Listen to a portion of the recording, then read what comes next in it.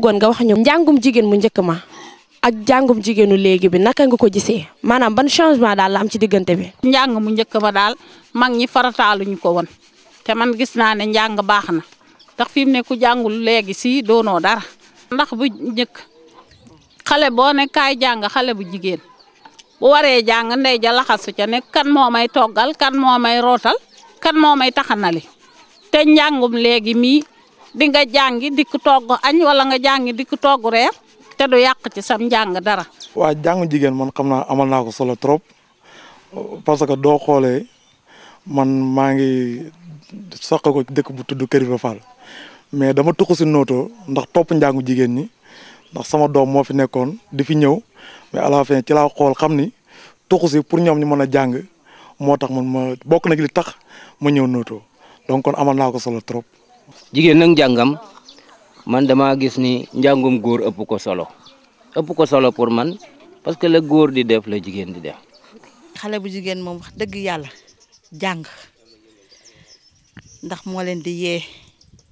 ndax itam njàng mi mooy leen di yor ëllëg. njàngum jigéen tey baax na tey sa kër tey jigéen boo dee liggéey da lay dimbali si lu bari tey léegi jigéen gu ci jàng ba yàlla dimbali la bu góor defee benn nga def benn te day dimbali ko góor ki dimbali la sa biir njaboot maa leen di ñaax nag ñoo ñuy wax loolu ñu bàyyi seen doom yi jigéen ñi dem jàngi. jigéen ñi doo nga nekk fi ne ni léegi si bureau yi jigéen ñi fi ne bu école boo gis na jigéen ñi ñoo fopp booy seet. Bon, au niveau de Noto actuellement nous avons un effectif de 231 élèves. La majorité de l'effectif est effectivement sont des filles. Environ 140 et quelques filles.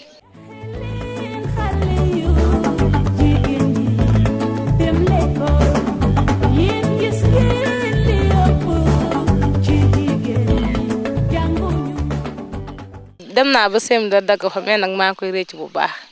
yow naka nga gisee ñi nga xamante ni nii dañuy jàng ba ca digg ba di bàyyi wala seen waajur yi bàyyi loo leen.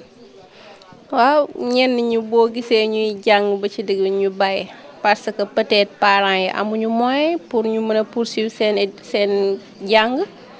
ñenn ñi ay problème mu sëy ñenn ñi da ngay def examen comme sama classe bii dafa def ba xaddi daal di bàyyi affaire yooyu. yenn ni nag parents yi dañu leen di forcer ndax ñeneen dañuy naan éducation jigéen amul solo moo tax ñu leen di bàyyiloo ñu ñëw di leen dimbale ci ménage bi ci biir kër gi. yenn saay xale yu jigéen ñi gis nañ ne ñoom ñooy jàppale seen yaay ci biir kër gi et deuxièmement aussi gis nañ ne souvent yenn CM yeeg yenn lycée yi dañuy xaw a sori fi xale yu jigéen yi dëkk ba tax ku ci am entrée en sixième mbaa nga am BFM. da ngay génn généralement dem jàng ji te xam nga xale bu jigéen bu génnee soriyaayam d'habitude entretien bi day xaw a jafe